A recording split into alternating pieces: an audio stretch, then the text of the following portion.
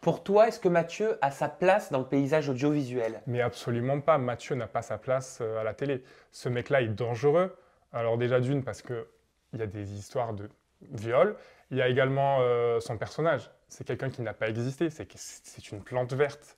Ce mec-là, il ne sert à rien. Il est juste là pour prendre de l'argent facile, faire du buzz et gagner des followers. Et non, ce mec-là n'a pas sa place à la télé. Moi, je trouve ça ahurissant. Je sais qu'il se pavane en disant qu'il va bientôt faire une télé-réalité. Friend Strip. Bah, peut-être, je sais, peut-être qu'il est en relation avec eux pour le faire, mais honnêtement, je ne comprends pas. Ce mec-là est dangereux, il y a des rumeurs de viol.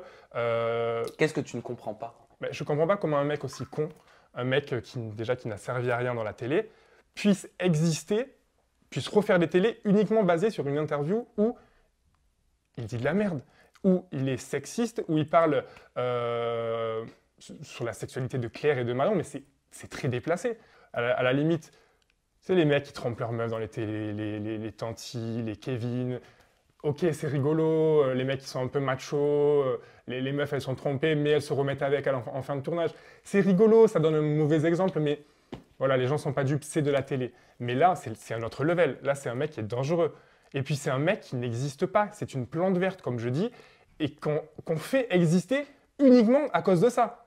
Donc, en fait, c'est le contenu, en fait. C'est ça, on va te mettre dans une télé-réalité juste pour que tu foutes la merde avec ton passé, c'est-à-dire ton passé de violeur. Et c'est là où ça me pose un vrai problème. Clairement, moi, je connais pas sa famille, je connais pas ses parents, mais je me demande déjà quelle éducation ce mec-là a eu. Clairement, c'est grave de pouvoir avoir un comportement comme ça, pouvoir critiquer les autres gratuitement, pouvoir juger les autres, et surtout les accusations de violence. Voilà, il y a la violence avec Claire, apparemment c'est déjà arrivé avec une autre amie de Claire, et puis la fois où il a couché avec Marion, Marion l'a assumé, il y avait de l'alcool. C'est-à-dire il y avait de l'alcool du côté de Marion, elle était ivre?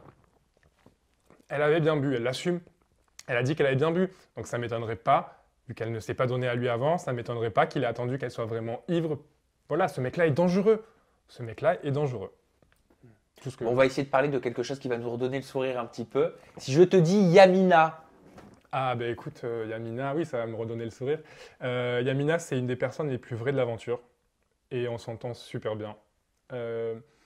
Yamina et Quentin, on était un trio là-bas, on s'entendait super bien. Les deux, c'est mes bébés, je les adore. Et même s'ils n'habitent pas à Paris, c'est les personnes que j'ai le plus vues. Ils viennent à Paris, je suis allé chez eux, on se voit. C'est les personnes que j'ai le plus vues.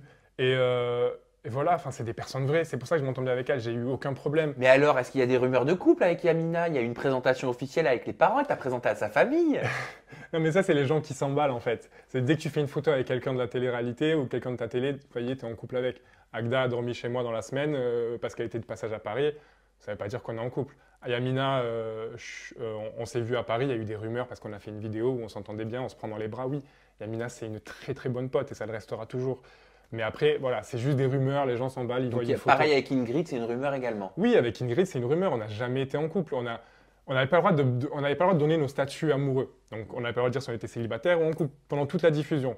Donc clairement, quand les gens nous disent « Ah, Ingrid est en match alors que vous êtes en couple », on ne pouvait pas dire oui ou non, parce que les images n'étaient pas terminées. Et les gens se sont emballés en fait, ils se sont dit ouais, ils sont en couple, mais David est avec Yamina, mais David est avec Ingrid ». Non, David est célibataire, David fait chier personne, laissez-le tranquille en fait. David, il kiffe son aventure, moi, tous les autres participants, je les adore, quasiment tous. Et voilà, dès que je peux voir Ingrid, Ingrid habite à Paris, on se voit souvent. Dès que Quentin est à Paris, on se voit. Yamina, c'est la même chose.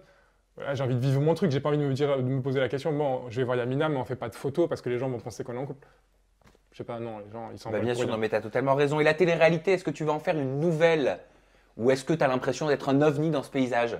Bah, j'ai un peu l'impression d'être un ovni dans ce paysage-là, mais après, je suis pas réticent à en refaire. Alors, absolument pas. Juste pas un truc basé sur l'amour, parce que ça me correspond pas. Plus de l'aventure, toi, je pense. Plus de l'aventure, mais moi, j'adorerais faire une émission d'aventure. Mais dans tous les cas, ouais, non, clairement, Friendship, c'est un jeu qui me correspond plus. Moi, je marche avec le cerveau, je suis très stratège, j'adore le game, j'adore me donner à fond, et c'est vraiment ce qui m'a plu dans les 10 coups parfaits, alors que c'était pas non plus trop présent. Juste pas d'amour.